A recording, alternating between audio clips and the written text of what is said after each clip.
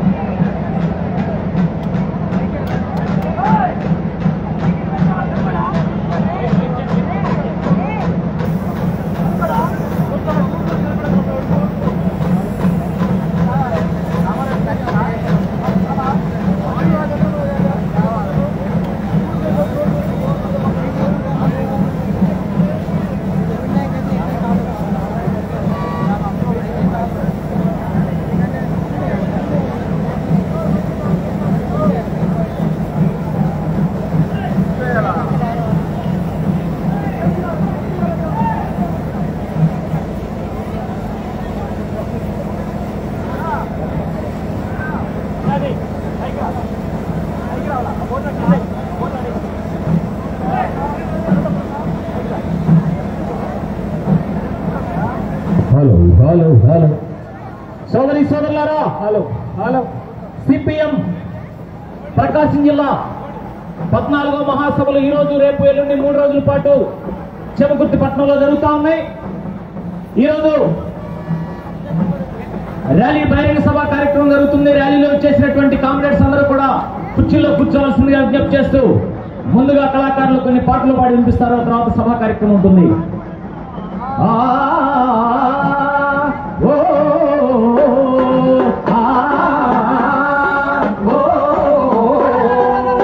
ఘనమైన చరితే నీది ఎర్రగండా, నీకుంది పేద ప్రజల అండదండా, నీకుంది పేద ప్రజల అండదండా.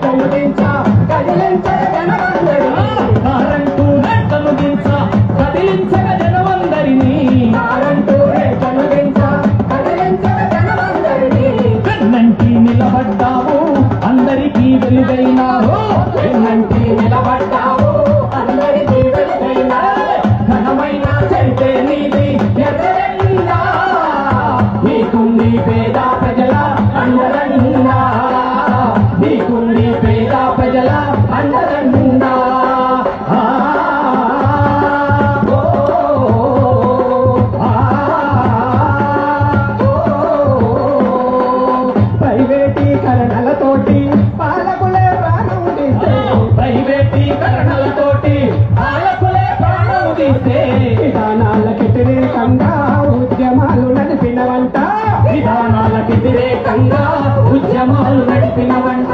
ఘనమైన చరిత్రే నీది ఎర్రజెండా, నీకుంది పేద ప్రజల అండదండా, నీకుంది పేద ప్రజల అండదండా.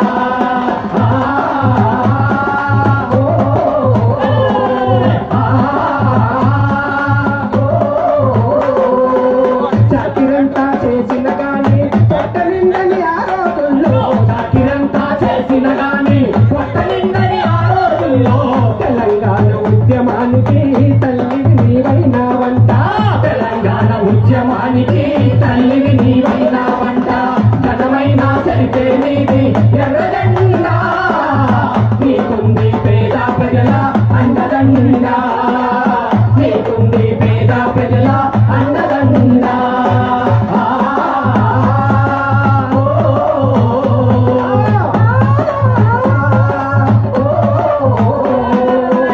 ఎన్నెన్నో పోరాటాల్లో అమరులైన వీరుల రూపం, ఎన్నెన్నో పోరాటాల్లో అమరులైన వీరుల రూపం, నీలోనే కనబడుతుంది నీ నీడన నడువంటుంది, నీలోనే కనబడుతుంది నీ నీడన నడువంటుంది.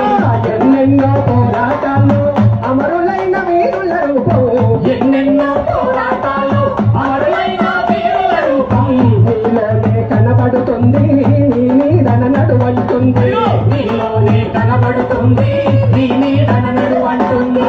ఘనమైన చరిత్రే నీది ఎర్రజెండా, నీకుంది పేద ప్రజల అండదండా, నీకుంది పేద ప్రజల అండదండా.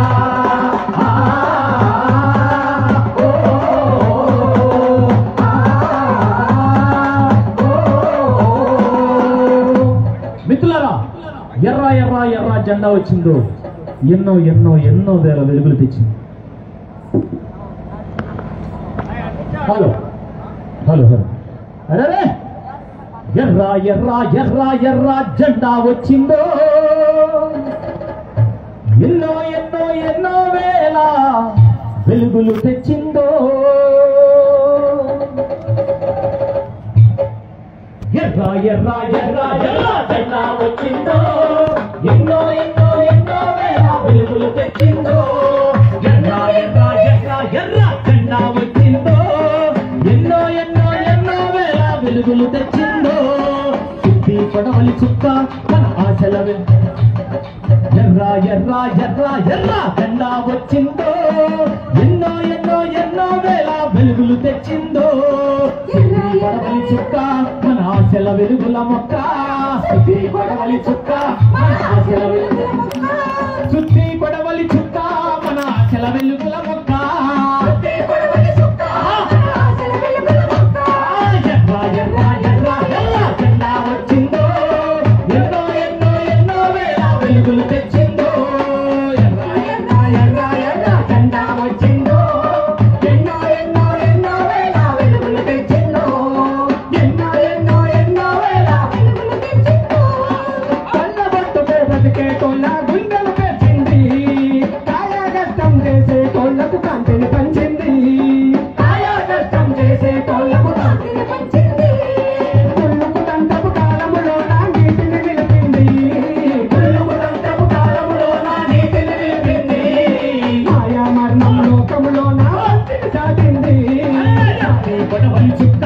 మన ఆశల వెలుగుల మొక్క చుట్టి కొడవలి చుక్క మన ఆశల వెలుగుల మొక్క చుట్టి కొడవలి చుక్క మన ఆశల వెలుగుల మొక్క చుట్టి కొడవలి చుక్క మన ఆశల వెలుగుల మొక్క ఎర్ర ఎర్ర ఎర్ర ఎర్ర జెండా వచ్చిందో ఎన్నో ఎన్నో ఎన్నో వేల వెలుగులు తెచ్చిందో ఎన్నో ఎన్నో ఎన్నో వేల వెలుగులు తెచ్చిందో రెక్కలు ముక్కలు చేసే తోళ్ళను ఒక్కటి చేసింది హక్కుల కోసం పోరును నేర్పి ఒప్పుగా మార్చింది హక్కుల కోసం పోరును నేర్పి ఒప్పుగా మార్చింది కడీల దొరలను గరానోళ్ళను రోడ్డున పెట్టింది కడీల దొరలను గరానోళ్ళను రోడ్డున పెట్టింది కోపిడి దొంగల హంగామాలను ధ్వంసం చేసింది చుట్టి కొడవలి చుక్క మన ఆశల వెలుగుల మొక్క చుట్టి కొడవలి చుక్క మన ఆశల వెలుగుల మొక్క చుట్టి కొడవలి చుక్క మన ఆశల వెలుగుల మొక్క చుట్టి కొడవలి చుక్క మన ఆశల వెలుగుల మొక్క ఎర్ర ఎర్ర ఎర్ర ఎర్ర జెండా వచ్చిందో ఎన్నో ఎన్నో ఎన్నో వేల వెలుగులు తెచ్చిందో ఎన్నో ఎన్నో ఎన్నో వేల వెలుగులు తెచ్చిందో భూమి ఉపాధి హారం కై నడుమే కట్టింది భద్రతలేని ఉద్యోగులకై సమరము నడిపింది భద్రతలేని ఉద్యోగులకై సమరము నడిపింది అవినీతులకు అక్రమాలకు అడ్డం వేసింది అవినీతులకు అక్రమాలకు అడ్డం వేసింది దాచిన సంపద బయటికి లాగే దారిని చూపింది చుట్టి కొడవలి చుక్క మన ఆశల వెలుగుల మొక్క చుట్టి కొడవలి చుక్క మన ఆశల వెలుగుల మొక్క చుట్టి కొడవలి చుక్క మన ఆశల వెలుగుల మొక్క చుట్టి కొడవలి చుక్క మన ఆశల వెలుగుల మొక్క ఎర్ర ఎర్ర ఎర్ర జెండా వచ్చిందో ఎన్నో ఎన్నో ఎన్నో వేల వెలుగులు తెచ్చిందో ఎన్నో ఎన్నో ఎన్నో వేల వెలుగులు తెచ్చిందో అనుగుణ కులాల అభ్యున్నతకై దీక్షలు పూనింది ప్రత్యేక ప్రణాళికంటూ విజయము తెచ్చింది ప్రత్యేకమైన ప్రణాళికంటూ విజయం తెచ్చింది మహాయోధుల త్యాగబలంలో ముందుకు పోతుంది మహాయోధుల త్యాగబలంలో ముందుకు పోతుంది చుట్టి కొడవలి చుక్క మనకు తోడబడుతుంది చుట్టి కొడవలి చుక్క మన ఆశల వెలుగుల మొక్క చుట్టి కొడవలి చుక్క మన ఆశల వెలుగుల మొక్క చుట్టి కొడవలి చుక్క మన ఆశల వెలుగుల మొక్క చుట్టి కొడవలి చుక్క మన ఆశల వెలుగుల మొక్క ఎర్ర ఎర్ర ఎర్ర ఎర్ర జెండా వచ్చిందో ఎన్నో ఎన్నో ఎన్నో వేల వెలుగులు తెచ్చిందో ఎన్నో ఎన్నో ఎన్నో వేల వెలుగులు తెచ్చిందో ఇదే ఎర్ర బాటరా ఇదే వెలుగు బాటరా శ్రమజీవుల రక్తంతో ఎరుపెక్కిన బాటరా మహనీయుడు మార్క్స్ ఎంగెల్స్ చూపినట్టు కమ్రేడ్ సుందరయ్య నడిచినటువంటి మార్గమురా రాజా రమేష్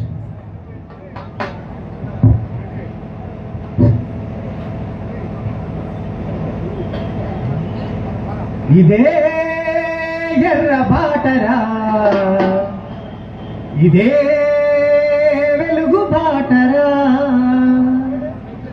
ఇదే ఎర్ర బాటరా ఇదే వెలుగు బాటరా ఇదే ఎర్ర బాటరా ఇదే వెలుగు బాటరా శ్రమజీవుల రక్తంతో ఎరుపెక్కిన బాటరా శ్రమజీవుల రక్తంతో ఎరుపెక్కిన బాటరా మహనీయుడు మార్క్స్ ఎంగెల్స్ చూపినట్టి బాటరా మహనీయుడు మార్క్స్ ఎంగెల్స్ చూపినట్టి బాటరా మన కామ్రేడ్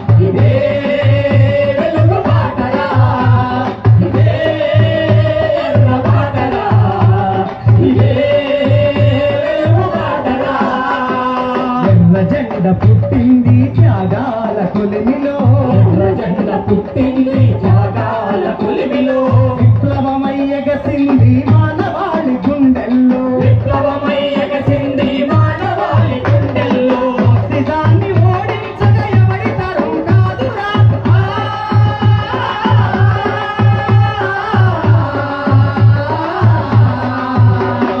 మార్క్సిజాన్ని ఓడించక ఎవరి తరం కాదురా సూర్యోదయ ప్రతాపాన్ని ఎవరు ఆపగలరురా ఇదే ఎర్ర బాటరా ఇదే వెలుగు బాటరా ఇదే ఎర్ర బాటరా ఇదే వెలుగు బాటరా విప్లవ మార్గం అంటే పూల బాట కాదురా విప్లవ మార్గం అంటే పూల బాట కాదురా మార్క్స్-లెనిన్ సిద్ధాంతం బాగా కవిత కాదురా మార్క్స్-లెనిన్ సిద్ధాంతం భావ కవిత కాదురా అడుగడుగున అడ్డంకులు ఎదురయ్యే బాటరా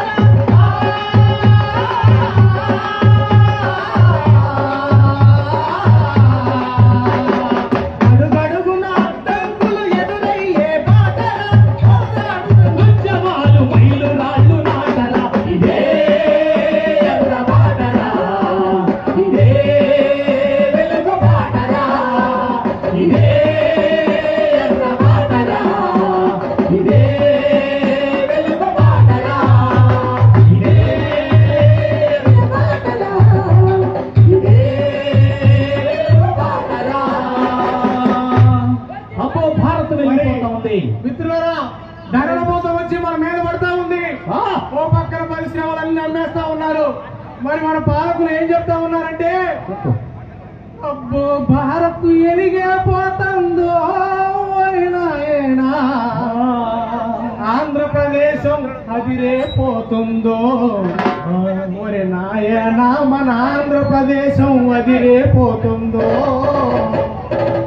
అబ్బో భారత్ ఎలిగే పోతుందో మరి నాయనా ఆంధ్రప్రదేశం అదిరే పోతుందో మరి నాయనా ఆంధ్రప్రదేశం అదిరే పోతుందో నరేంద్ర మోడీ నాటకాలలో నారా బాబు పూటకాలలో బాబు పూటకాలలో నారాబాబు పూటకాలలో కావులు ఆత్మహత్యలు బతకలహాల చితిమంటల్లో మతకలహాల చితిమంటల్లో మతకలహాల చితిమంటల్లో అట్టి పొలను గీయకుండానే భక్తులు మండి బుక్కవుతుంటే అబ్బో భారత్ ఎలిగే పోతుందో మరి నాయనా ఆంధ్రప్రదేశం అదిరే పోతుందో మరి నాయనా భగ్గున మండి బుగ్గైపోతుందో ఒకసారి సరసు మంటూ కాషాయంలో కట్టనెక్కరా కాషాయంలో కట్టెనెక్కరా కాషాయంలో కట్టెనెక్కరా పెట్టుబడులు భూస్వాములకు ఆస్తులు అన్నీ దోచిపెట్టరా ఆకులు అన్నీ దోచిపెట్టరా ఆకులు అన్నీ దోచిపెట్టరా దేశభక్తినే వల్లయేస్తూ స్వావలంబన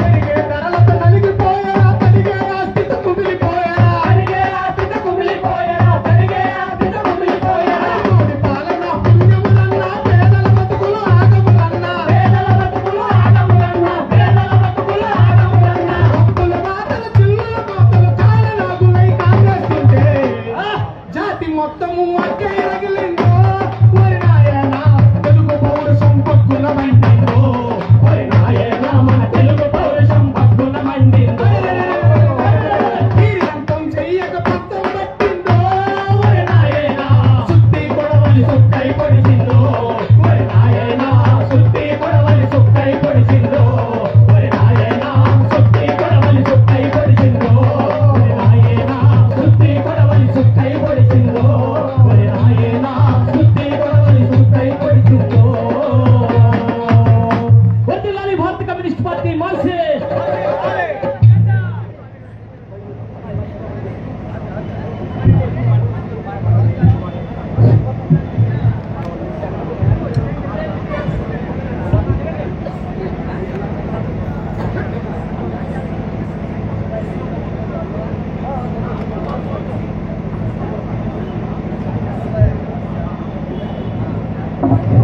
సోదరి సోదరులారా, సిపిఎం ప్రకాశం జిల్లా 14వ మహాసభలు ఈరోజు రేపు ఎల్లుండు 3 రోజుల పాటు చీమకుర్తి పట్టణంలో జరుగుతూ ఉన్నాయి.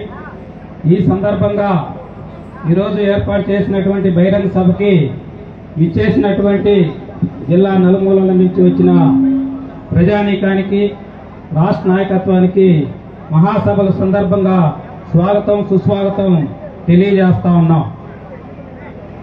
అలాగే మిత్రులారా, వెనకాల ఉన్నటువంటి యూత్ కొంత మహిళలకి సీట్లు ఇవ్వాలని చెప్పి కోరుతా ఉన్నాం. మహిళలు కొంతమంది నిలబడి ఉన్నారు. మహిళల్ని మనం గౌరవించాలి. మిత్రులారా,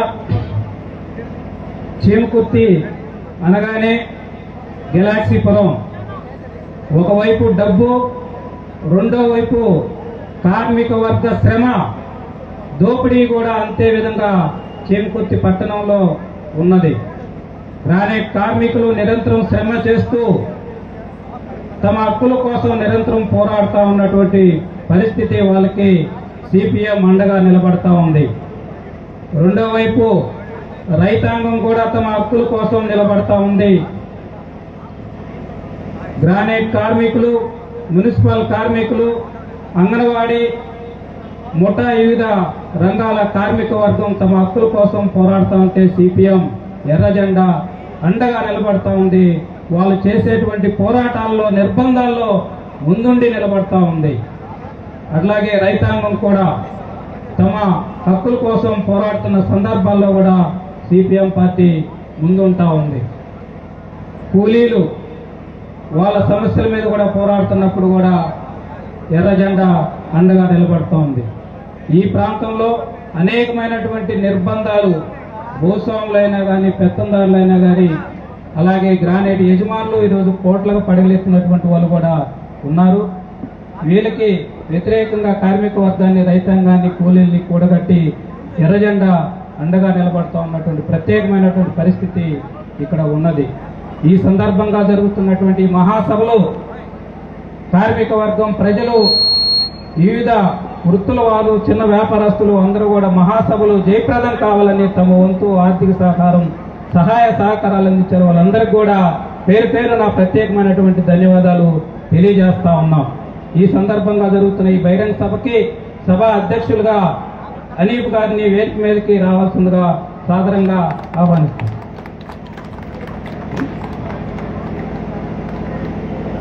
సిపిఎం ప్రధాన కార్యదర్శి ఎస్టీ అనీఫ్ గారిని సభా అధ్యక్షులుగా వ్యవహరించవలసిందిగా కోరుతా ఉన్నాం. అట్లాగే ఈ మహాసభలకి ప్రధాన వక్త సిపిఎం పార్టీ రాష్ట్ర కార్యదర్శి వి శ్రీనివాసరావు గారిని వేదిక మీదకి సాదరంగా ఆహ్వానిస్తా ఉన్నాం. అట్లాగే రాష్ట్ర కార్యదర్శి వర్గ సభ్యులు వై వెంకటేశ్వరరావు గారిని కూడా వేదిక మీదకి సాదరంగా ఆహ్వానిస్తా ఉన్నాం. అట్లాగే సిపిఎం రాష్ట్ర కార్యదర్శి వర్గ సభ్యులు కారసాల సుబ్రహ్మణ్యం గారిని కూడా వేదిక మీదకి ఆహ్వానిస్తా ఉన్నాం.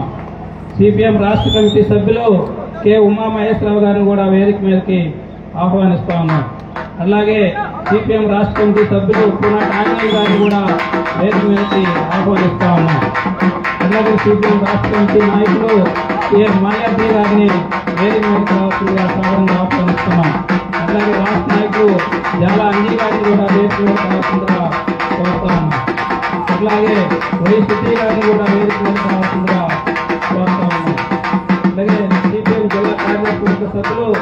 ఎస్కే మాబు గారిని వేదిక మీదకి రావాల్సిందిగా సాధారణంగా ఆహ్వానిస్తాము. అలాగే సిపిఎం కార్యదర్శి వర్గ సభ్యులు జీవి కొండారెడ్డి గారిని కూడా వేదిక మీదకి రావాల్సిందిగా కోరుతున్నాము.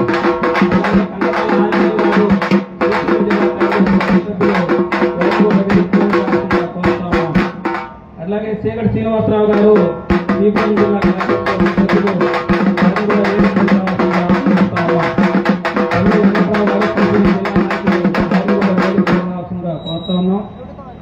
అలాగే డి సోమయ్య గారు సిపిఎం జిల్లా కార్యదర్శి వర్గ సభ్యులు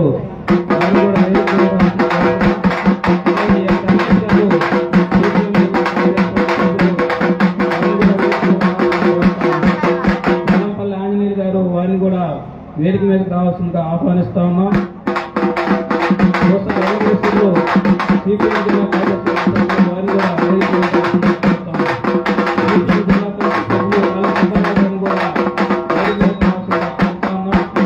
అలాగే సిపిఎం జిల్లా కమిటీ సభ్యులు పోస్పాటి వెంకట్రావు గారిని కూడా వేదిక మీద రావాల్సిందిగా అందరినీ కూడా సాధారణంగా కోరుతాము.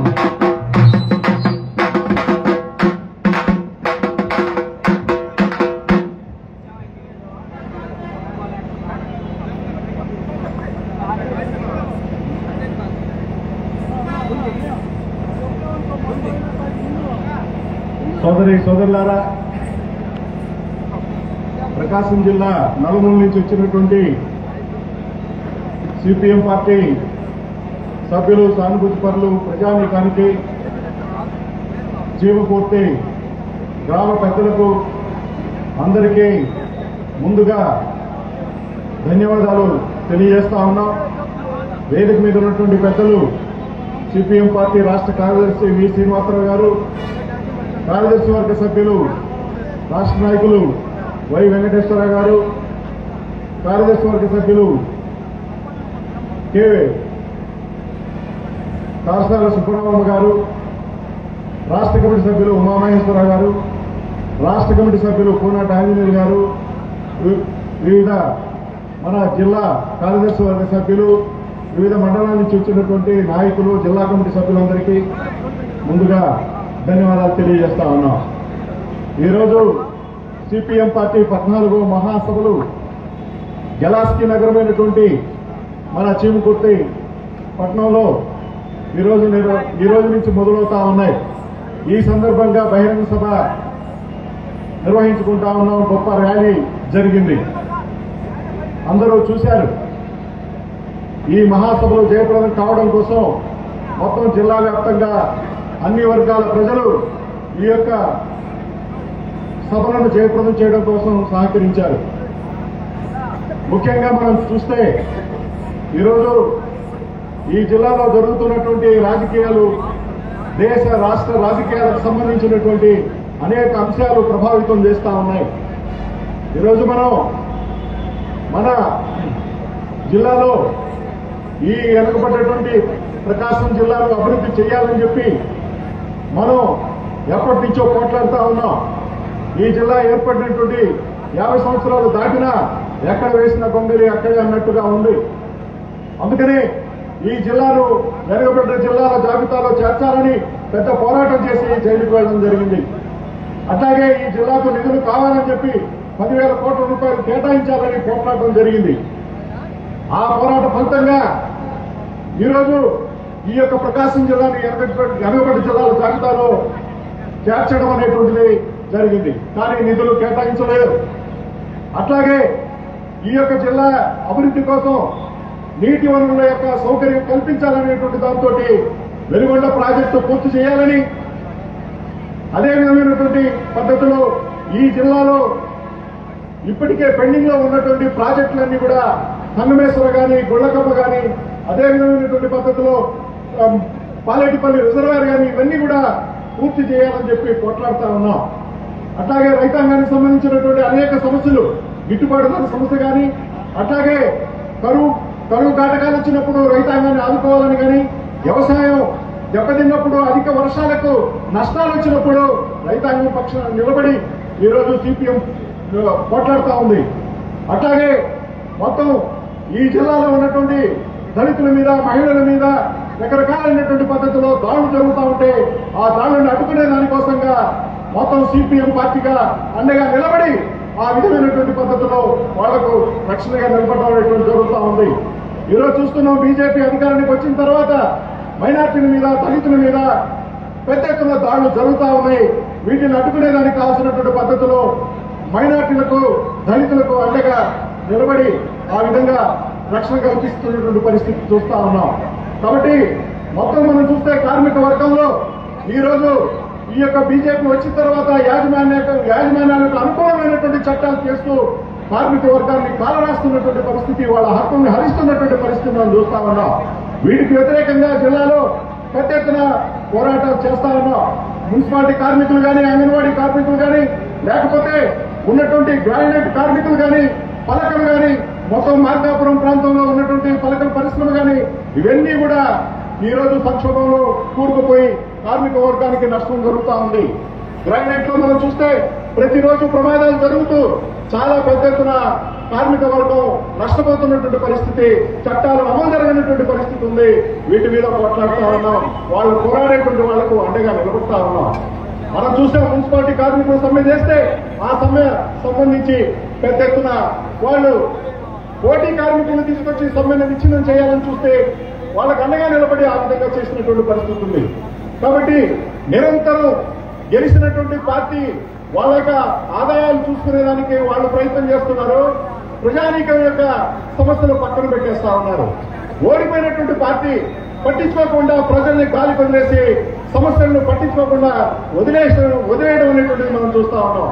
కానీ అధికారం ఉన్నా లేకపోయినా ప్రజల పక్షాన, కార్మికుల పక్షాన, రైతుల పక్షాన, మహిళల పక్షాన, దళితుల పక్షాన నిలబడి పనిచేస్తున్నటువంటి పార్టీ ఏదైనా ఉంటే అది ఎర్రజెండా పార్టీ, సిపిఎం పార్టీ.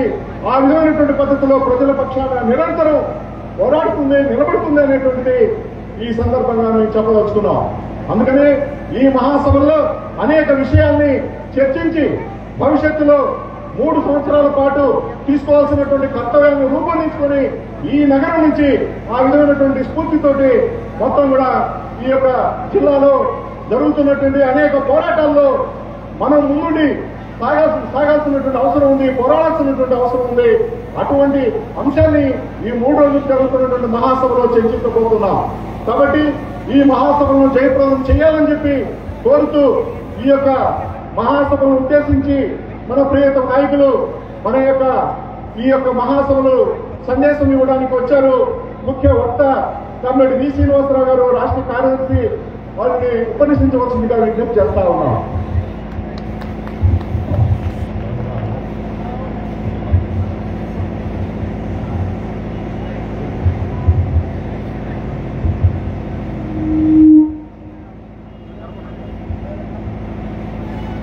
సభాధ్యక్షులు అనీప్ గారు, వేదిక మీద ఉన్న పార్టీ రాష్ట్ర నాయకులు వై వెంకటేశ్వరరావు, సుబ్బారావు గారు, అలాగే అంజయ్ గారు, పెద్దయ్య గారు, కోనాగయ్య గారు, మన ఉమామహేశ్వరరావు గారు, మాలేటి గారు, మండారెడ్డి గారు, ఆంజనేయులు, ఈరోజు ఈ గ్రానైట్పురం జమ్మకుట్టులో జరిగిన మహా ప్రదర్శనలో పాల్గొన్నటువంటి అశేష ప్రజానీకానికి, ప్రత్యేకించి మహిళలు, పిల్లలు, ప్రముఖులు, చేమకుర్తి పట్టణ ప్రజానీకానికి అందరికీ వందనం, అభివందనం. ఈరోజు, రేపు, ఎల్లుండి 3 రోజులు ఈ చేమకుర్తిలో జరగనున్న పార్టీ 14వ జిల్లా మహాసభలకు చేసినటువంటి ప్రతినిధులు ఏమి చర్చించబోతున్నారో హనీఫ్ నాకన్నా ముందు మాట్లాడుతూ చెప్పాడు. ఈ జిల్లా సమగ్ర అభివృద్ధి కోసం గత 10 సంవత్సరాలుగా అలుపు సులుపు లేకుండా ఏకధాటిగా నిరంతరాయంగా పోరాడుతున్నటువంటి సిపిఎం యొక్క కృషి ఫలితంగా చివరికి కేంద్ర ప్రభుత్వం మొన్న బడ్జెట్లో ప్రకాశం జిల్లా కూడా రాయలసీమ ఉత్తరాంధ్ర లాగానే వెనకబడినటువంటి ప్రాంతం కింద గుర్తిస్తూ ప్రకటన చేసింది. ఇది ఎర్రజెండా యొక్క విజయం, సిపిఎం యొక్క పోరాట విజయం. ఈ వేదిక మీద ఉన్నటువంటి నాయకులు చాలా మంది ప్రకాశం జిల్లా అభివృద్ధి కోసం పాదయాత్రలు చేశారు, జైలుకు వెళ్లారు. ఇక ఏ పార్టీ కూడా ఈ జిల్లాలో అలాంటి చరిత్ర లేదు. అందుకు సిపిఎం ప్రకాశం జిల్లా కమిటీని నేను మనస్ఫూర్తిగా అభినందిస్తూ ఉన్నాను. అలాగే ఈ జిల్లా అభివృద్ధికి కీలకమైనటువంటి మన వెలుగొండ పథకం, నీటిపారుదల పథకం, దీని ద్వారా మనవంటి ప్రాంతాలన్నీ కూడా సస్యశ్యామలమయ్యి అటు వ్యవసాయ అభివృద్ధికి ఇటు వ్యవసాయ కూలీలకు ఉపాధికి తోడ్పడేటువంటి ఈ పథకం ఒక్క అడుగు కూడా ముందుకు వేయటంలా నత్తనడుగు నడుస్తూ ఉంది. అనేక మంది దీని మీద పోరాడుతూ ఉన్నారు. మన పార్టీ నాయకులు సూరవ పాపిరెడ్డి గారు, తవనం చంద్రయ్య గారు, కోటయ్య గారు వీళ్ళందరూ కూడా గతంలో రైతు నాయకులుగా దీనికోసం కృషి చేశారు. ఇప్పుడు కూడా మనం పోరాడుతున్నాం. ఈ మధ్య కూడా రాఘవ గారు వచ్చి అక్కడ విజిట్ చేసి వెళ్ళారు. అయినా ఇంతవరకు ప్రభుత్వం నుంచి దానికి స్పందన లేదు. రాష్ట్ర విభజన తర్వాత ఈ 10 సంవత్సరాల్లో మొదటి 5 ఏళ్లు తెలుగుదేశం ఉన్నది, రెండో 5 ఏళ్లు జగన్మోహన్ రెడ్డి గారు వైఎస్ఆర్ కాంగ్రెస్ ఉన్నది. తెలుగుదేశం ఉన్నంత వరకు అదిగో సంక్రాంతి ఇదిగో సంక్రాంతి, సంక్రాంతి పాట. ఈ సంక్రాంతి అయిపోయిన మళ్ళా సంక్రాంతి, అన్ని సంక్రాంతులు అయిపోయి తెలుగుదేశం కూడా ఇంటికి పోయింది. ఆ తర్వాత వైఎస్ఆర్ కాంగ్రెస్ వచ్చింది. వాళ్ళు తెలుగుదేశం వాళ్ళు సంక్రాంతి అన్నారు, మేము సంక్రాంతి అంటే ఏం బాగుంటుందని వీళ్ళు ఉగాది మొదలు పెట్టారు. ఈ ఉగాది ఆ ఉగాది, ఈ ఉగాది ఆ ఉగాది, ఉగాదులు పోయి వాళ్ళు పోయారు. కానీ మన వెలుగొండ పథకం మాత్రం పూర్తి కాలేదు. ఈ సంవత్సరం పూర్తి చేస్తానని మన ఇరిగేషన్ మంత్రి గారు వచ్చారు. ఆయన వచ్చి అంతా తిరిగి ఆ మూల ఈ మూల తిరిగి 2026 మార్చికి పూర్తి చేస్తా ఉన్నాడు. ఆ తర్వాత వారం రోజులు ముఖ్యమంత్రి వచ్చాడు, ఆయన 2027 పూర్తి చేస్తానన్నాడు. ఈ మధ్య అసెంబ్లీలో చర్చకు వచ్చి 2028 పూర్తి చేస్తా ఉంటున్నారు. 26, 27, 28 ఒక మాట మీద నిలకడలేదు, ఒక స్పష్టత లేదు. పోనీ వాళ్ళు అనుకున్న 3 ఏళ్లకైనా పూర్తి అవుతుందా? దానికి అవసరం నిధులు ఇస్తున్నారా? ఇప్పటి వరకు జరిగినటువంటి పని సొరంగాలు కూడా పూర్తి కాల.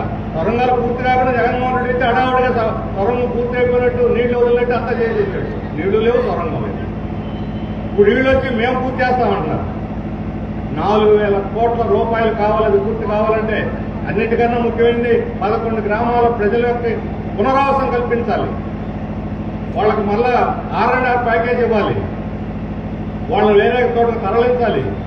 అది పూర్తి కాకుండా ప్రాజెక్టులో పూర్తవుతుంది. రిజర్వాయర్ కట్టేశారు, కానీ దాని కాలువలు లేవు. దాని సొరంగాలకు నీళ్లు సరఫరా చేసేటువంటి అప్రోచ్ కెనాల్ లేదు. మామూలుగా కృష్ణాకు వరదలు వచ్చేదే 4 ఏళ్లకు ఒకసారి నింపుకుంటే అది 4 ఏళ్లు కనీసం భూగర్భ జలాలను పెరుగుతాయి. ఇప్పుడు అసలు ఆలు లేదు, చూరు లేదు. కొడుకు పేరు సోమలింగం అన్నట్టుగా దానికి మంత్రులు రావడం, విజిట్ చేయడం, ఏదో పేరు పెట్టడం పోతుంది. ఎప్పుడు పూర్తవుతుంది? ఈ బడ్జెట్ 3 లక్షల కోట్ల రూపాయల ఈ బడ్జెట్ ఘనంగా ప్రకటించిన ఈ బడ్జెట్లో మన ఈ ప్రాజెక్టు కేటాయించిన 385 కోట్లు. ఈ లెక్కన ఎన్నేళ్ళు పడుతుందంటే 4,000 కోట్లకి 12 సంవత్సరాలు పడుతుంది. 12 సంవత్సరాలు, అది కూడా ఈ లెక్కన ఇచ్చుకుంటూ పోతే 3 ఏళ్ళు ఎట్లా పూర్తవుతుంది? 3 ఏళ్లలో పూర్తి చేయాలంటే కనీసం ఈ బడ్జెట్లో 1,500 కోట్ల రూపాయలైనా కేటాయిస్తే 3 ఏళ్లలో పూర్తవుతుంది. 1 సంవత్సరంలో పూర్తి కావాలంటే 4,000 కోట్లు కేటాయించాలి. 2 ఏళ్లలో పూర్తి కావాలంటే 2,000 కోట్ల చొప్పున కేటాయించాలి. మరి డబ్బులు లేకుండా మంత్రాలకు చింతకాయలు వెళ్తాయా? మంత్రి గారు వచ్చి ప్రకటన చేయగానే ప్రాజెక్ట్ అయిపోయినట్టు ఈ పాటికి ఎప్పుడూ అయిపోయి ఉండేది. మంత్రి గారి మాటలకు విలువ లేదు.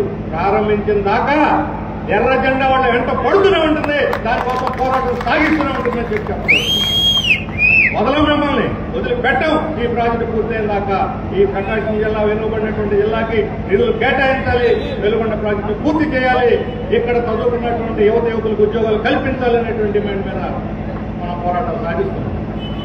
చెప్పారు ఇక్కడ చెంపుర్తి దాదాపు 4,000 మంది కార్మికులు ఎక్కడెక్కడి నుంచి వచ్చిన వాళ్ళు, పట్టు చేత పట్టుకొచ్చినటువంటి వాళ్ళు ఉన్నారు. పాలిషింగ్ యూనిట్లో, పనుల్లో, అన్ని రకాల పనుల్లో ఉన్నటువంటి వాళ్ళు. వాళ్ళ కనీస వేతనాలు లేవు. ఈరోజే ఇండియన్ ఎక్స్ప్రెస్, అదేమి కమ్యూనిటీ పత్రిక కాదు, సంపాదకీయ రాశారు, కార్మికులు కనీస వేతనం ఇవ్వకుండా అభివృద్ధి జరగదు అని తేల్చి చెప్పారు. వాళ్ళు చెప్పారు, ఇది మేమంటున్న మాట కాదు. మీరు వాళ్ళు కొట్టవాకండి, కనీస వేతనాలు ఇవ్వండి. పప్పు, ఉప్పు, చింతపండు, మిర్చి అన్ని వాళ్ళు కొంటేనే అమ్ముడుపోతాయి. వాళ్ళు కొంటేనే చెప్పులు, బట్టలు, ఇంకోటి ఫోన్లు ఏదైనా అమ్ముడుపోతాయి. కొనుగోలు శక్తి పెరగాలంటే కార్మికుల వేతనాలు పెరగాలి, కార్మికుల వేతనాలు పెరిగితేనే పరిశ్రమలు అభివృద్ధి అవుతాయని చెప్పి కొండ బద్దలు కొట్టినట్టుగా ఇండియన్ ఎక్స్ప్రెస్ రాసింది. వాళ్ళు పెట్టుబడిదారు పత్రికది.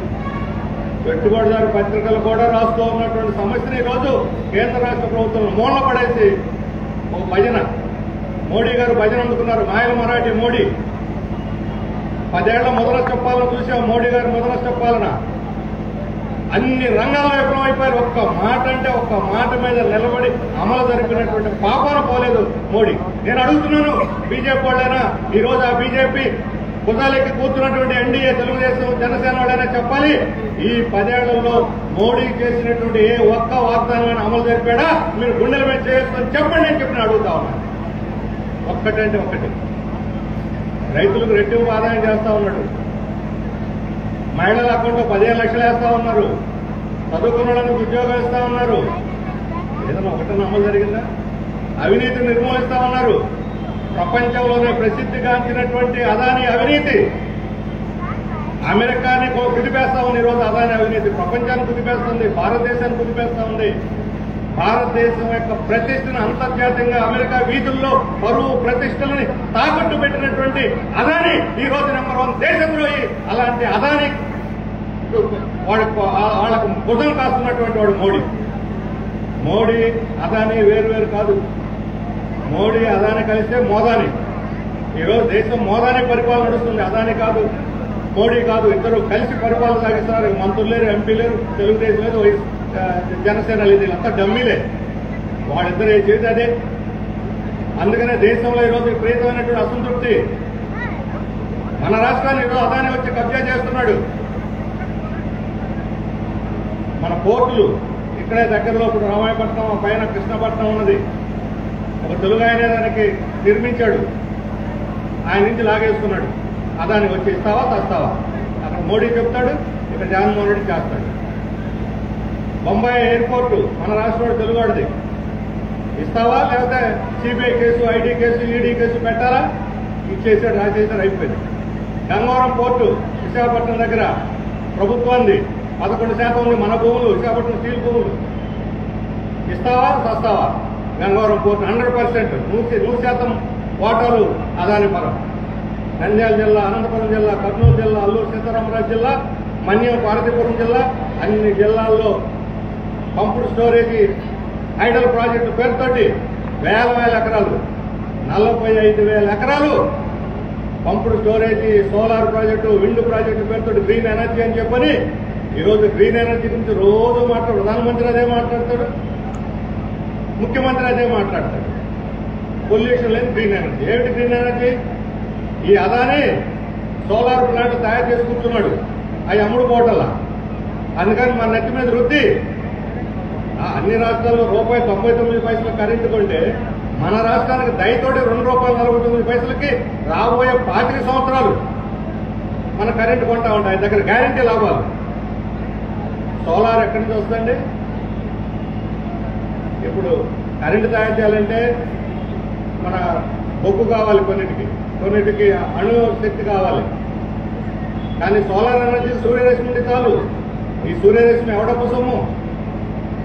ఈ సూర్యరశ్మిని కూడా వ్యాపారం చేసి మన్నెత్తినంట కట్టేస్తున్నారు. రాబోయే 5-10 ఏళ్లలో సూర్యరశ్మి ద్వారా తయారయ్యే సోలార్ కరెంటు యూనిట్కి ₹10 లోపే 48 పైసలు పడుతుంది. 48 పైసలు లెక్క కట్టి చూస్తున్నాను.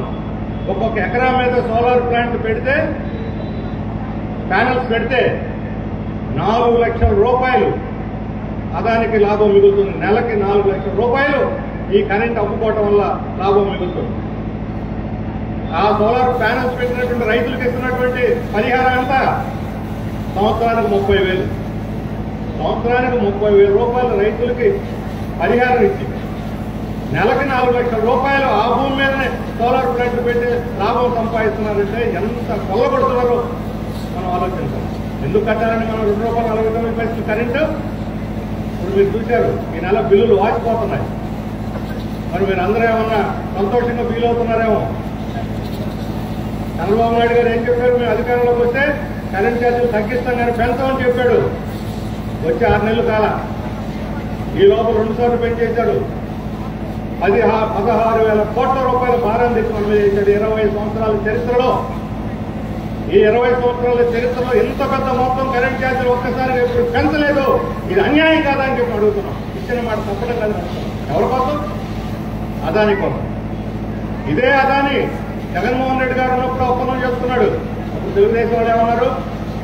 జగన్మోహన్ రెడ్డి అమ్ముడు పోయాడు, రహస్యంగా ఒప్పందం చేసుకున్నాడు. ఈ సోలార్ ప్లాంట్ లో ₹2.49 ఎక్కువ ధర తగ్గించడం కోర్టులో కేసు వేశారు తెలుగుదేశం. ఈరోజు ఆర్థిక మంత్రిగా ఉన్నటువంటి పయ్యావుల కేశవ్ స్మార్ట్ మీటర్లు వద్దని చెప్పి చంద్రమోహన్ రెడ్డి తెలుగుదేశం నాయకులు కోర్టులో కేసు వేశారు. ఇప్పుడు ఆ కేసు వాదిస్తారా, ఉపసంహరించుకుంటారా తెలుగుదేశం నాయకులు చెప్పాలి. బహిరంగంగా చెప్పి నేను డిమాండ్ చేస్తున్నాను. దమ్ముంటే ఆ కేసులు ఉపసంహరించుకోండి, లేదా కరెంట్ ఛార్జీలు తగ్గించండి. ఇది మీరు మీ ముందు మేము ఇస్తున్నటువంటి సవాలు. దీన్ని స్వీకరిస్తారా లేదా అని చెప్పి అడుగుతున్నాం. మేము చెప్పాం, ఈ దండగమారి బిల్లులు రూపాయికి ₹2 వసూలు చేస్తున్నటువంటి కరెంటు బిల్లులను ఎక్కడెక్కడ తగలబెట్టి నిరసన తెలియజేయండి అని చెప్పి మేము పిలిపించాం. ప్రజలు ఎక్కడెక్కడ తగలబెట్టేస్తా ఉన్నారు బిల్లుల్ని. ఎందుకు కట్టాలి బిల్లులు? అదానికి పన్ను చెల్లించడానిక, ఈ దేశ సంపదను కొల్లబట్టడానిక, ఈ రాష్ట్ర వనరులన్నీ కూడా ఆయనకి జేబులో పెట్టడానిక? ఎవరిచ్చానికి అధికారం? మన భూములు, మన నీళ్లు, మన అడవులు, మన మైనింగ్, మన రోడ్లు, మన కోర్టులు ఎట్లా పడితే అత్త సొమ్ము అల్లుడికి దానం చేసినట్టు అదాని చేతికి పెట్టేస్తారు. జగన్మోహన్ రెడ్డి పరిపాలన అదే జరిగింది, చంద్రబాబు నాయుడు పరిపాలన అదే జరుగుతుంది. జగన్మోహన్ రెడ్డి పాలనకి చంద్రబాబు నాయుడు పాలనకి ఏమిటి తేడా? ఆయన వదిలిన చెప్పులు గాడు పెట్టాడు తప్ప ఏమి తేడా లేదు. అదే విధానాలు కొనసాగిస్తున్నాడు చెప్పి చెప్పగలుగుతాం. మేము జగన్మోహన్ రెడ్డి విధానాలు అమలు జరపడం లేదు అనే పనికి మీరు 2 పనులు చేయాలి. ఒకటి, తక్షణం విద్యుత్ ఛార్జీలు తగ్గించాలి. అప్పుడు మేము జగన్మోహన్ రెడ్డి లాంటి వాళ్ళు కాదు, మేము డిఫరెంట్, మేము వేరే వాళ్ళం అని చెప్పి మీరు నిరూపించుకోవచ్చు. రెండోది, అదానితో ఒప్పందాలు రద్దు చేసుకోండి. మీరు చేసిన డిమాండ్ అది. ఈ అదానితో ఒప్పందాలు రద్దు చేసుకుంటే మీరు జగన్మోహన్ రెడ్డి కన్నా భిన్నమైన వాళ్ళు, లేకపోతే మీరు కూడా ఆ ఇంటి వాళ్ళే, ఆ వాసం వాళ్ళే అని చెప్పి చెప్పగలుగుతారు. ప్రజలకు సంబంధించి ఏం తేడా? జెండా మారింది పేరు, లేకపోతే పార్టీ పేరు మారింది, మంత్రుల పేరు మారాయి, ఎమ్మెల్యేలు మారారు తప్ప పరిపాలన ఏం మారింది? అందుకని ఈరోజు ఆంధ్రప్రదేశ్ అదాని ప్రదేశ్ గా మార్చాలనుకుంటున్నటువంటి విధానాన్ని తిప్పికొట్టాల్సినటువంటి అవసరం ఉంది. ఎవరి కోసం ఇది? అదాని మిత్రుడు మోడీకి భయపడి ఈరోజు ఈ పని చేస్తున్నారు. గత ప్రభుత్వం భయపడింది, ఈ ప్రభుత్వం భయపడదు. ఈ ప్రభుత్వం ఈరోజు తెలుగుదేశం మీద అండ మీద ఆధారపడింది. ఈరోజు మోడీ వీళ్ళు మద్దతు ఉపసంహరించి కూడా ప్రభుత్వం పడిపోద్ది. రాజ్యసభలో బలం లేదు, వైఎస్ఆర్ ఓటేయకపోతే అటు బిల్లులు చెల్లవు. కానీ వీళ్ళిద్దరూ ఈరోజు ఒక చేయి ఎత్తమంటే 2 చేతులు ఎత్తేస్తున్నారు. మోడీ చెప్పడం ఆలస్యం, ఒక చేయి ఎత్తమంటే 2 చేతులు ఎత్తేస్తున్నారు. ఎందుకంత భయం? మీ మీద ఆధారపడిన ప్రభుత్వం చూసి మీరెందుకు భయపడుతున్నారు? 20 ఏళ్ల క్రితం ఇదే చంద్రబాబు నాయుడు ఢిల్లీలో చక్రం తిప్పాడు. ఆ రోజు యునైటెడ్ ప్రభుత్వంలో, ఆ రోజు యూపీఏ ప్రభుత్వంలో అన్నిట్లో కూడా ఈయన ఒక పెద్ద నాయకుడిగా వాడు చలామణి అయ్యాడు. ఆ రోజు అందరూ ఈయన మాట విలువిచ్చారు. కానీ ఈరోజు ఎక్కడ? ఎందుకు మోడీని చూసి భయపడుతున్నారు? భయపడటం కాదు, మోడీ మాట పోసుకుంటున్నారు జగన్మోహన్ రెడ్డి, చంద్రబాబు నాయుడు గారు. ఎదుర్కోవాల్సి వస్తే భయం, కేసులు ఎదుర్కోవాల్సిన భయం, ఈడీ ఏ పడితే ఏ కేసులు పెడతారో, ఏది ఎక్కడ దాడులు చేస్తారో ఇంటి భయం. 5 కోట్ల మంది ప్రజల తరఫున మీరు ప్రతినిధులు మోడీ గులాంగిరి చేస్తే ఈ ప్రజల యొక్క ఆత్మగౌరవం తాకట్టు పెట్టినట్టే. అందుకని మీరు స్వతంత్రంగా మీరు చేసిన వాగ్దానాలు అమలు జరపడానికి ముందుకు రండి అని చెప్పి పడతాం. మేము అడిగిన చేయమంటల్లా, మేము అడిగిన చేయాలంటే మీ వల్ల కాదు. మీరు చెప్పినవి మీరు ప్రజలకు చేస్తామని చెప్పి ఓట్లు దండుకున్నారే, ఆ పనులు చేయమని మేము అడుగుతున్నాం. ఒక్కటి కూడా అదనంగా అడగట్లేదు. ఇప్పుడు కేంద్రంలో మోడీ నిరుద్యోగాన్ని అరికట్టలేకపోయాడు, అవినీతిని అరికట్టలేకపోయాడు, ధరలు తగ్గించలేకపోయాడు.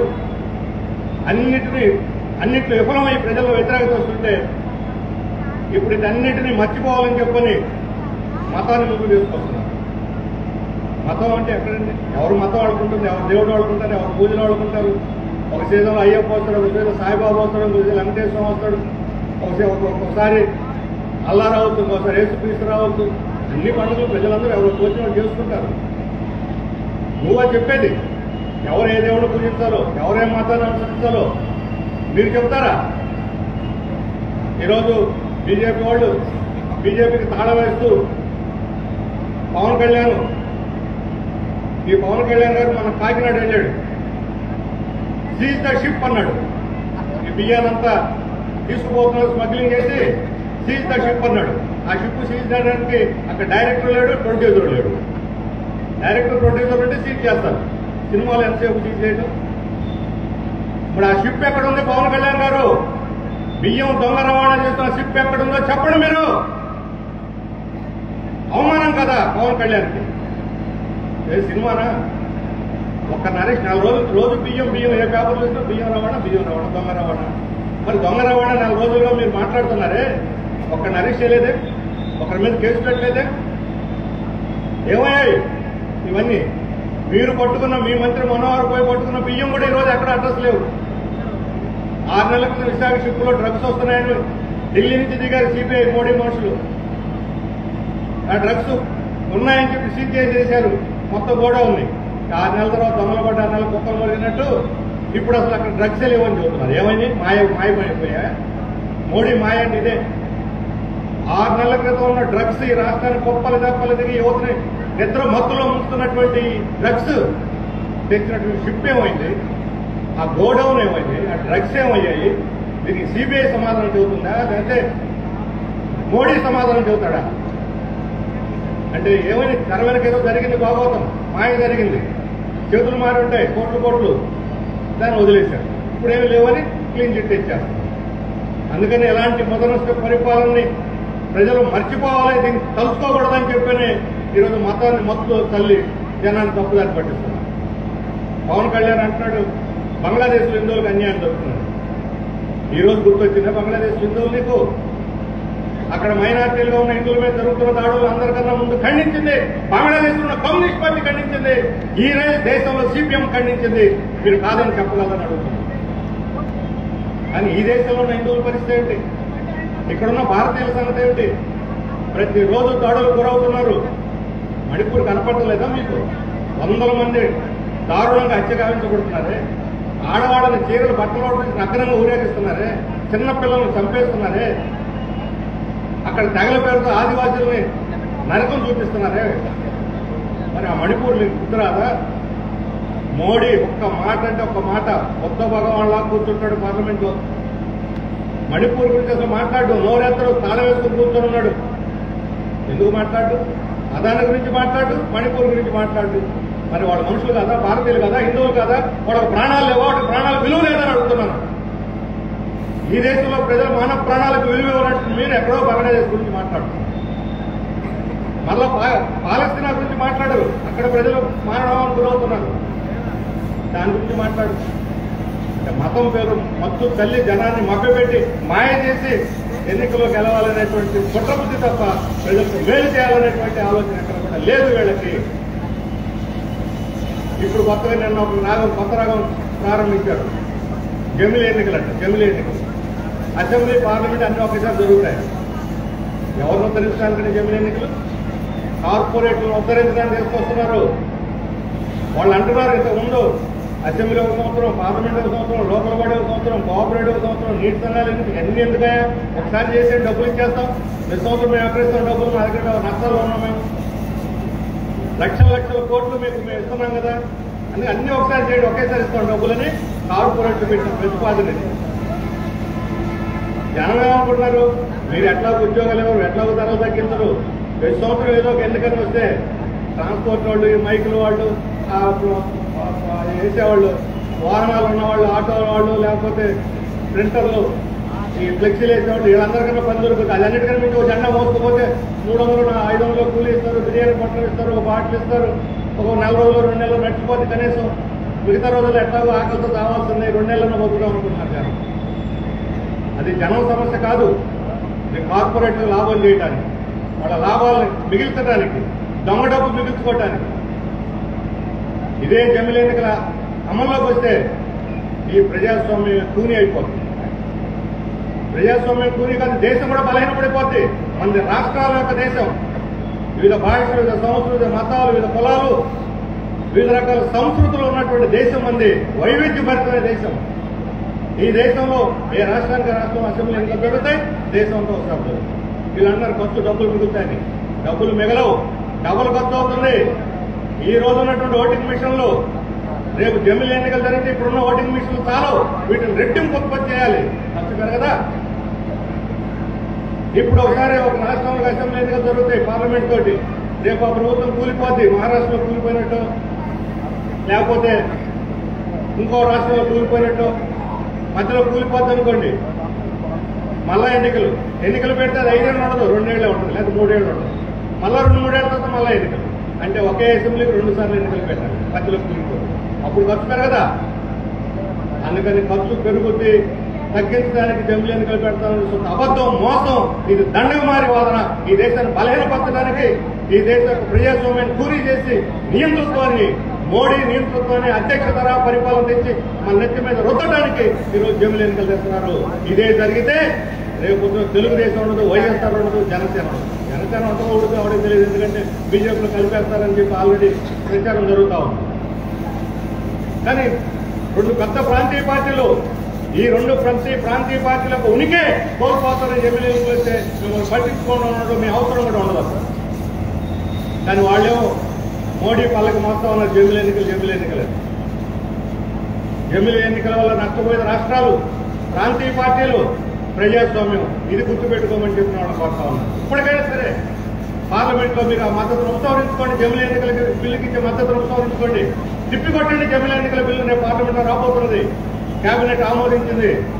పార్లమెంట్కి వచ్చినప్పుడు మీరు వ్యతిరేకించండి అని చెప్పి మేము కోరుతా ఉన్నాను. వ్యతిరేకించకపోతే మీ పార్టీల ఉనికిని మీరు కోల్పోతారని కూడా మేము హెచ్చరించవలసింది.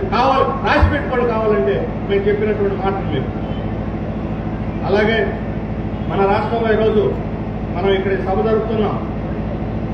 చంద్రబాబు నాయుడు గారు విజయవాడలో ఒక పెద్ద మీటింగ్ పెట్టాడు. అసలు జగన్మోహన్ రెడ్డి ఆర్టీసీ బస్సులో తరలించేవాళ్ళు, ఇప్పుడు తెలుగుదేశం ఆర్టీసీ బస్సులో జనాన్ని తరలిస్తా ఉన్నారు. ఎవరు వచ్చినా బలేదు ఆర్టీసీ. అక్కడ విజన్ 2047 అట. అదేమిటో మనకు తెలియదు, మాయాజాలం. ఇంతకుముందు త్రిబుల్ పి అన్నారు, విచ్చిపోలే కాదు పీపీ అంటే, పబ్లిక్ ప్రైవేట్ పార్ట్నర్షిప్ అంట. అది ఎంతవరకు వచ్చింది? ఇప్పుడు ట్రిపుల్ పి పోయి 4 పీలు, 4 పీలు వచ్చినాయి. అంటే పిచ్చి పొలాల సంఖ్య అంతా పెరిగింది. ఈ 4 పీలు అంటే ఏంటి? ఇంతకుముందు ప్రభుత్వ రంగాన్ని ప్రైవేటీకరణ చేశాం, 3 పీలు ఉన్నప్పుడు ప్రభుత్వ రంగాన్ని ప్రైవేట్ పరం చేశాం. ఇప్పుడు 4వ పీ వచ్చే ప్రజల ఆస్తులు కూడా ప్రైవేట్ పరం చేస్తాం. ఇది 4 పీలు అంటే అర్థం. ప్రభుత్వ రంగానే కాదు, ప్రజల ఆస్తులు కూడా ప్రైవేట్ పరం చేస్తాం. ఏం చేస్తారో చేసుకోండి. భూములు కావాలి, అదానికి ఇవ్వాలి, అంబానీకి ఇవ్వాలి, టాటాకి ఇవ్వాలి, పిల్లగా లాగేసుకుంటాం. మీరు ఇస్తారో సస్తారో మీ ఇష్టం, మేము లాగేసుకుంటాం. ఇక్కడ పరిశ్రమలు పెడతాం, లాగేసుకుంటాం.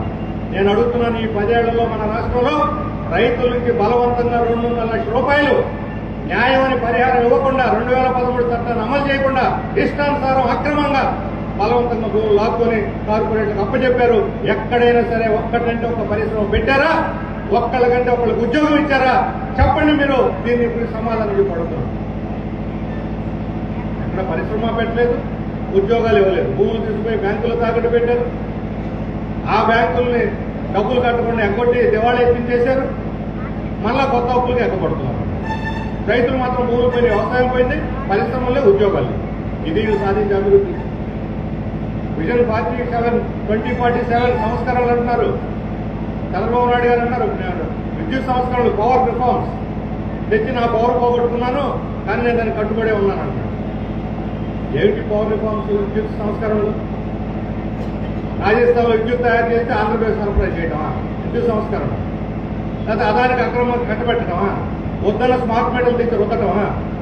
స్మార్ట్ మీటర్లు పెట్టమని ఎవరు అడిగారని మిమ్మల్ని? మీరేమైనా ఎన్నికల్లో ప్రణాళికలు చెప్పారా జనానికి? ఇప్పుడు స్మార్ట్ మీటర్లు పెట్టి 20,000 కట్టండి, 30,000 కట్టండి, నెలకు 100 రూపాయలు వేస్తాం, 200 రూపాయలు వేస్తామంటే ఎందుకు కట్టాలి మీకు?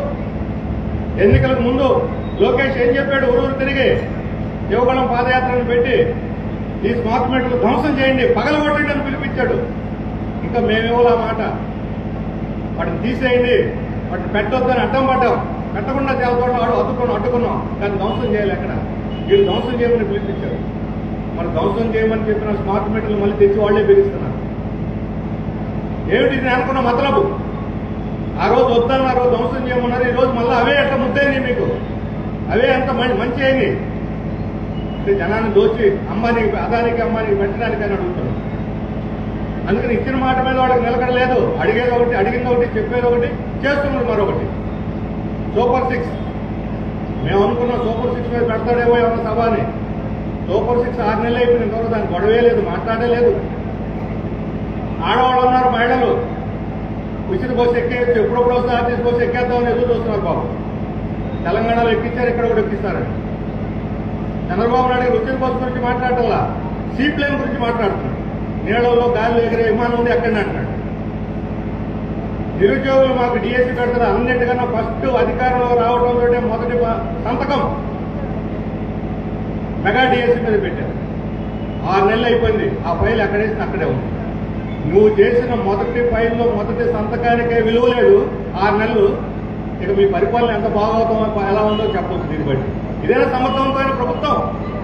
స్పీడ్ ఆఫ్ డూయింగ్ బిజినెస్ అంటే ఇదేనా అని చెప్పి అడుగుతున్నాను. ఫైల్లో సంతకం పెడితే 6 నెలలు కూడా ఉద్యోగాలు కల్పన చేయలేనటువంటి వాడు. నిరుద్యోగుల నుంచి మాకు ఉద్యోగాలు ఇవ్వమంటే డ్రోన్ ఎగ్జిబిషన్ పెట్ట చూడండి ఎంత బాగా ఎగురుతున్నాయి డ్రోన్లు అంటున్నాడు. ఏమన్నా అర్థం ఉందా? ఉద్యోగాలు ఇవ్వయి బాబు చదువుకున్న వాళ్ళు నిరుద్యోగులు అడుగుతా ఉంటే, ఇంతకుముందు ఇంటికి ఒక ఉద్యోగం ఇస్తానని చెప్పాను, ఇప్పుడు ఇంటికి ఒక వ్యాపారవేత్తలు చేస్తానన్నాడు. ఇంటికి ఒక వ్యాపారవేత్తలు పారిశ్రామిక. నేను అనుకున్నా నీ దగ్గర ఏదో మ్యాజిక్ ఉన్నట్టుంది, అంటే మ్యాజిక్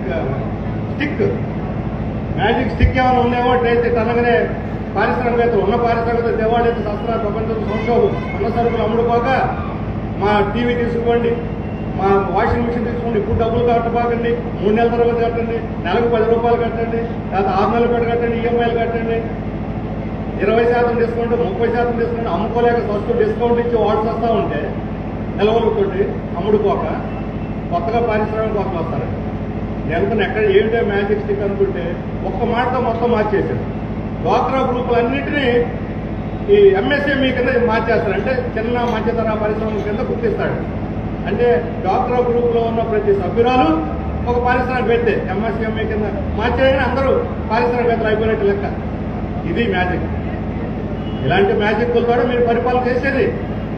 ఉద్యోగం బాబు అని అడుగుతా ఉంటే అందరూ మిమ్మల్ని పారిశ్రామికవేత్తలు చేస్తా, వ్యాపారవేత్తలు చేస్తా, మీ భూమి కొల్లగొడతా, మీ మామిడి పగలు కొడతా. ఇది కాదు విజన్ 2047. అసలు సిసలైనటువంటి విజన్. ఈ రాష్ట్ర అభివృద్ధి అసమానత లేని అభివృద్ధి, కష్టపడేవాడికే ఫలితం రావాలనేటువంటి ప్రత్యామ్నాయం ఎర్రజెండా దగ్గర సిపిఎం దగ్గర మాత్రమే ఉంది అని చెప్తాను. ప్రజల యొక్క ఆదాయాలు పెరగకుండా, ప్రజల సంపద పెరగకుండా ఏ సమాజం అభివృద్ధి కాదు. ఈరోజు అమెరికా దగ్గర చైనా ఎలా వచ్చింది? మనకన్నా ఒకప్పుడు వెనకబడిన చైనా, 30 ఏళ్ల క్రితం మనకన్నా వెనకబడింది చైనా. ఈ రోజు అమెరికా దగ్గర వచ్చి సవాల్ చేస్తా ఉంటే అమెరికా వాళ్ళు ఒక్కబోసుకున్నారు చైనా చూసి. ఇంతకుముందు ప్రపంచం అంతా నాదే అనేవాడు చైనా, అమెరికా వాళ్ళు. ఇప్పుడు నా దేశం నాకుంటే చాలే అని చెప్పి అంటున్నాడు. ఎందుకని వచ్చింది అమెరికా అంత సంక్షోభాన్ని ఎందుకు గురైంది? అంత వేగంగా చైనా ఎలా అభివృద్ధి అయింది? మనం చెప్పే మాట కాదు ఇది. ఈరోజు చైనాతో వ్యాపార సంబంధాలు మన దేశానికి మొదటి స్థానంలో ఉంది చైనా. మన వాళ్ళు కాదు, వాళ్ళు చేస్తున్నారు. ఇంతకుముందు అమెరికా ఉండేది, ఇప్పుడు చైనా మొదటి స్థానంలోకి వచ్చింది. అన్ని చౌకగా తయారవుతున్నాయి. ఎందుకంటే అత్యంత ఆధునికమైన టెక్నాలజీ ఉంది. పేటెంట్ రైట్స్ లేవు, కాపీ రైట్స్ లేవు, ఎవరేదైనా తయారు చేయొచ్చు. మరి వాళ్ళు ఎలా అభివృద్ధి అయ్యారు? ఇక్కడ భూ సంస్కరణ అమలు జరిపి దున్నుకునేవాడికి భూమి, గ్రామంలో భూమి మీద హక్కు గ్రామ పంచాయతీదే, ప్రజలదే హక్కు.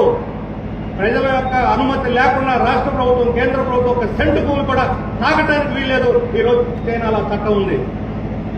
ప్రజలందరూ ఉమ్మడి సొత్తు అక్కడ భూమి. దున్నుకునేవాడికే భూమి మీద హక్కు, పంట పండించేవాడికే పంట మీద హక్కు. కానీ ఇక్కడేది భూములన్నీ కార్పొరేట్ చేతులు, భూములన్నీ భూస్వామి చేతుల్లో. కౌలు రైతులకు లేదు, వ్యవసాయ కూలీలకు లేదు. పంట మీద లోన్ ఇవ్వమని ఇవ్వటాలా? ఇళ్ళు 100 మందికి ఇస్తామని చెప్పి 10 మందికి కూడా ఇవ్వటాలా? కార్డులు ఇవ్వటాలా కౌలు రైతులకి? మరి భూమి మీద హక్కు లేకుండా ఆస్తి ఎలా వస్తుంది? ఈ భూములను ఇప్పుడు తీసుకుని కార్పొరేట్లకు ఇస్తున్నారు. అదేమంటే అభివృద్ధి. చంద్రబాబు నాయుడు గారు చూస్తున్నాడు వ్యవసాయంలో అభివృద్ధి తగ్గదట. ఇంతకుముందు అట్లన్నాడు వ్యవసాయం దండగని. వ్యవసాయం దండకాలు నువ్వే దండగని ఇంటికి పంపించావు. ఇప్పుడు మళ్ళీ అదే మాట అంటున్నాడు, వ్యవసాయం వల్ల అభివృద్ధి కాదు. వ్యవసాయం లేకపోతే తిండి ఏం పెడతా జనానికి? తిండి తయారవుతా ఫ్యాక్టరీలో? బియ్యం పండితే, గోధుమలు పండితేనే ఫ్యాక్టరీలో కూడా తిండి తయారవుతుంది. వ్యవసాయాన్ని నిర్లక్ష్యం చేస్తే సమాజానికి అధోగతి పడుతుంది. వ్యవసాయం పునాది మీదే పరిశ్రమల అభివృద్ధి కావాలా? రైతులకి, కూలీలకి, గ్రామీణ పేదలకి ఆదాయాలు పెరిగితే ఈరోజు వ్యవసాయ కూలీలకి సంవత్సరానికి 40,000 50,000 ఆదాయం పెరగచ్చు, వాళ్ళకి భూమి వస్తే. రైతులు గిట్టుబాటు ధర వస్తే ₹1,00,000 ఆదాయం పెరగచ్చు. అది సుగాపురంలో కానీ వరికి కావచ్చు, పొగాకు కావచ్చు. గిట్టుబాటు ధర వస్తే నెలకి సంవత్సరానికి ₹1,00,000 ఆదాయం పెరుగుతుంది ఒక రైతు కుటుంబానికి. 50,000 నుంచి 1,00,000 దాకా ఆదాయం పెరిగితే బట్టలు కొంటారు, టీవీలు కొంటారు, సెల్ ఫోన్లు కొంటారు, మోటార్ సైకిల్ కొంటారు, ఏమైనా కొంటారు.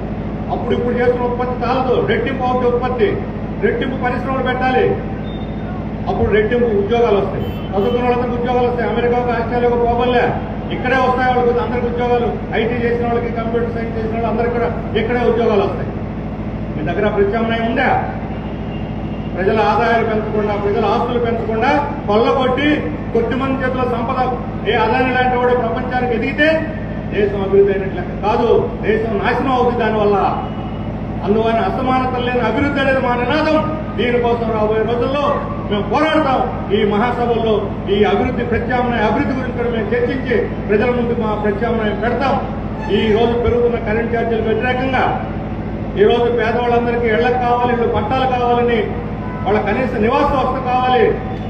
ఈ డిమాండ్స్ మీద రాబోయే రోజుల్లో రాష్ట్ర వ్యాపి ఉద్యమానికి సన్నద్ధం అవుతున్నాం. ప్రజలకు కూడా విజ్ఞప్తి చేస్తున్నాం. రాబోయే రోజుల్లో ఈ ఉద్యమంలో పాల్గొని మన హక్కుల కోసం మీరు అందరూ కూడా ముందుకు రావాలి. హక్కులే మన భవిష్యత్తు, ఇది మా నినాదం. హక్కుల కోసం పోరాడితేనే మన భవిష్యత్తు ఉంటుంది, లేకపోతే లేదు అని చెప్పి నేను చెప్పవలసిన ఆ పిలుపు మీద ఈ మహాసభ జరగబోతుంది. ఈ 3 రోజులు మహాసభ జయప్రదం చేయడానికి తోడ్పడినటువంటి కార్యకర్తలకు, ఇచ్చేముకుంటే ప్రజలకు, దాతలకు అందరికీ ధన్యవాదాలు తెలియజేస్తూ చాలా చెప్తున్నాను.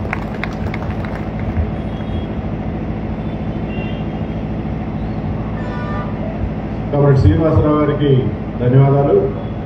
ఇప్పుడు రాష్ట్ర కార్యదర్శి సభ్యులు వై వెంకటేశ్వరరావు గారిని మాట్లాడవలసిందిగా కోరుతున్నాను.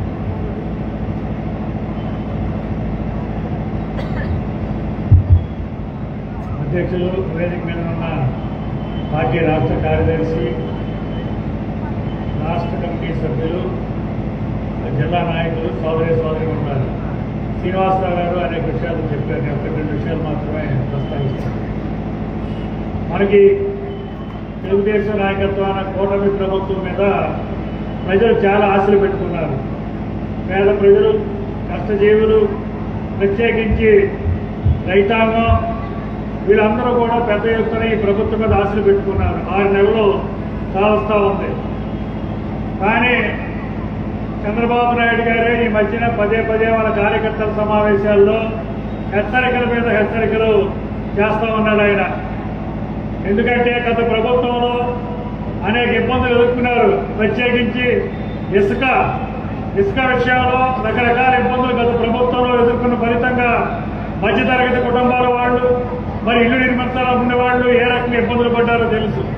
ఫలితంగా బిల్డింగ్ వర్కర్స్, మరి లక్షలాది మంది ఏ రకంగా మరి ఉపాధి లేక ఇబ్బందులు పడ్డారో కూడా మనకు తెలుసు.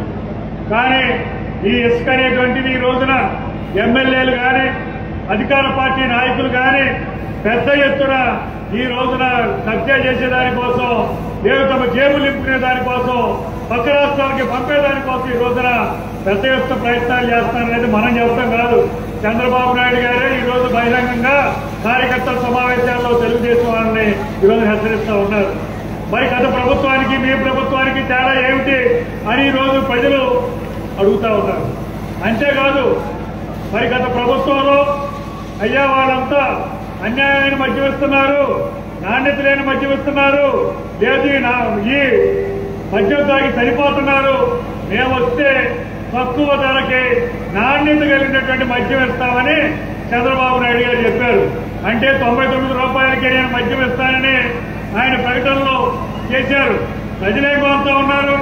అయ్యా తక్కువ ధరలకి బియ్యం ఇవ్వండి, తక్కువ ధరలకు ఉల్లిపాయలు ఇవ్వండి, తక్కువ ధరలకి పప్పు దినుసులు ఇవ్వండి, లేదు తక్కువ ధరలకి మరి నూనె వస్తువులు ఇవ్వండి అని ప్రజలు కోరుతా ఉంటే ఈయన మాత్రం మద్యం, నాణ్యత కలిగిన మద్యం 99 రూపాయలకి ఇస్తానంటున్నాడు. ఇటీవల నిర్వహించినటువంటి మద్యం వేలం పాటల్లో మరి ఎమ్మెల్యేలు, ఎంపీలు, అధికార పార్టీకి చెందినటువంటి వాళ్ళు పెద్ద ఎత్తున మరి వేలం పాటలు పాడటానికి మరి డబ్బులు ఇస్తే దాదాపు 2,000 కోట్ల రూపాయలు దాని ద్వారానే ఈ ప్రభుత్వానికి వచ్చినాయి. ఈ రోజున బెల్ట్ షాపులు విచ్చలవిడిగా ఎక్కడికి పడితే అక్కడ ఈ రోజున పెద్ద ఎత్తున ప్రారంభమవుతున్నట్టు మనకు వార్తలు వస్తూ ఉన్నాయి. మరి ప్రజల ఆరోగ్యం ఏ రకంగా బాగుపడుతుంది? చంద్రబాబు నాయుడు గారి వాళ్ళు ఎక్కినటువంటి మీటింగులో ఆరోగ్య ఆంధ్రప్రదేశ్, ఆనంద ఆంధ్రప్రదేశ్, అదే రకంగా సౌభాగ్య ఆంధ్రప్రదేశ్ అని 3 పిలుపునిచ్చాడు ఆయన. 10 సంవత్సరాలని పిలిపించాడు. మరి ఈ రకంగా ప్రజలకి మరి మద్యం విస్తలివిడిగా పారితే, బెల్ట్ షాపులు పెద్ద ఎత్తున ఈ రోజున గ్రామ గ్రామానికి పాకితే, మరి ప్రజలు ఈ నాణ్యత కలిగినటువంటి మద్యం తాగి, తక్కువ ధరకి మద్యం తాగి మరి వాళ్ళ ఆరోగ్యాలు ఏ రకంగా బాగుపడతాయి? ఏ రకంగా ఆరోగ్య ఆంధ్రప్రదేశ్ ఏర్పడుతుంది అంటే ఏమీ లేదు. ఈ రోజు ఖజానా నింపుకోవడానికి గత ప్రభుత్వం ఏ రకంగా అయితే ఎక్సైజ్ మీద వేల కోట్ల రూపాయలు సంపాదించిందో, అదే రకంగా ఈ ప్రభుత్వం కూడా ఈ రోజున వేల కోట్ల రూపాయలు మరి ఖజానా నింపుకునే దానికోసం, జనంతో పెద్ద ఎత్తున సాగించే దానికోసం ఈ రోజున ఈ ఎక్సైజ్ పాలసీని రూపొందించింది. అంతేగాని ప్రజల ధరల గురించి మాత్రం పట్టించుకోవట్లేదు. ఉల్లిపాయల ధరలు పట్టించుకోవట్లేదు, నూనె గురించి పట్టించుకోవట్లేదు.